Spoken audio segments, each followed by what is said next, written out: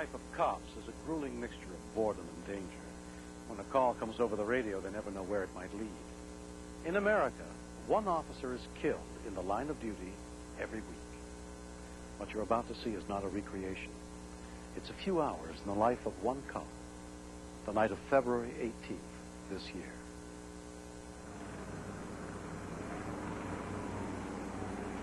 Baltimore, Maryland, the city of light and shadow. But it's the shadows that its cops patrol each night. While Baltimore's innovative urban renewal projects have become famous, this city, like most, is haunted by severe crime and drug problems. And whenever there's violence and death, cops like Patrolman John Smith are sent in to clean it up. When you're on a scene of any type of disturbance or anything that happens out here, you call the shots. You make the decisions. And hopefully you make the right one. And you can't show the people out here that you're afraid of them. You have to stand up to them, no matter what the situation is. You don't want to talk to me? Officer Smith patrols one of Baltimore's roughest sections, the Eastern District, from 4 p.m. to midnight each night. He has no partner. A 6-year veteran, Smith keeps it all inside, what he's seen and done. Alone in the dark, he waits for the next call, and each new radio call arms him only with uncertain information about another situation where there's trouble. Honeywell alarm reports a hold-up alarm sounding 1234 Greenmount Avenue, Eastern District. A silent alarm sounds at a coffee shop. Then a 911 call from the same restaurant reports a shooting. I've got a shooting going on here. I need the police here right away. They in there shooting? Yes, right now. Did anyone get shot? I don't know. I need an ambulance. They'll be there. You need an ambulance? Yes, I need an ambulance. Okay. The Yellow Bowl restaurant. The scene of the reported shooting.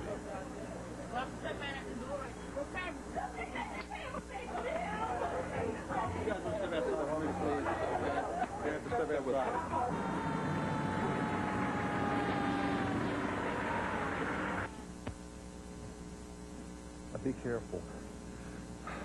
Be careful when you go in here.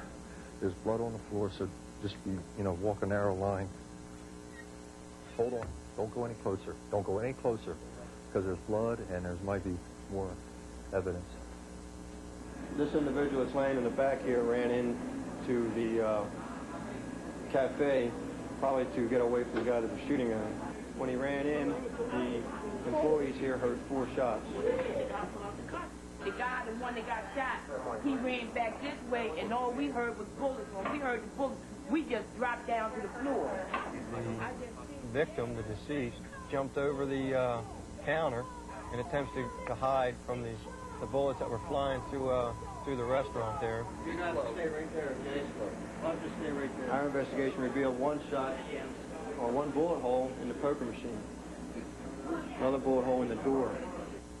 Sometime during his fleeing to avoid being shot, he was struck in the back and in the leg, where he ran in the kitchen and collapsed.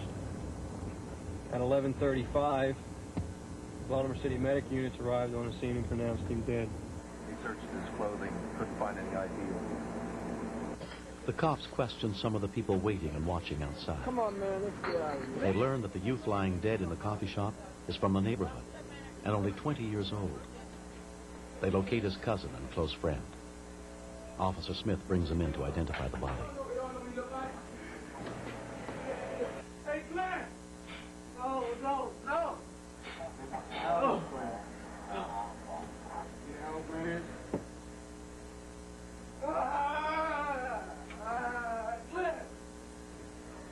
No!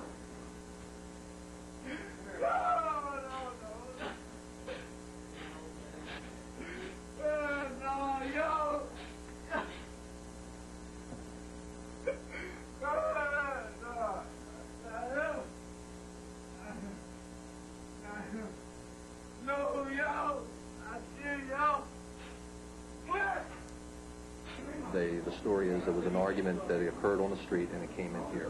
Well, I know the whole thing was drug related. I think it's drug related. It's just an opinion. That's all. The cops pressed the cousin for more information about who the dead youth is and why he was killed. He wouldn't tell us any information. He pushed us away, and then he ran out the door. So we went after him. When we went after him, went outside, and we grabbed him and said, look, we need this information to find out who he is. When the cops grabbed hold of the cousin, watching friends and neighbors get angry. Hearing a riot, backup units are called in for crowd control.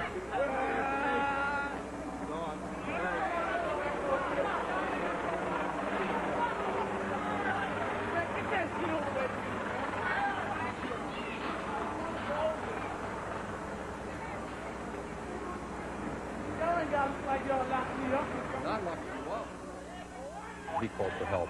The Eastern District officer called for help because he got, like, pushed out of the way, and I held him up on the wall. He was just emotional, upset.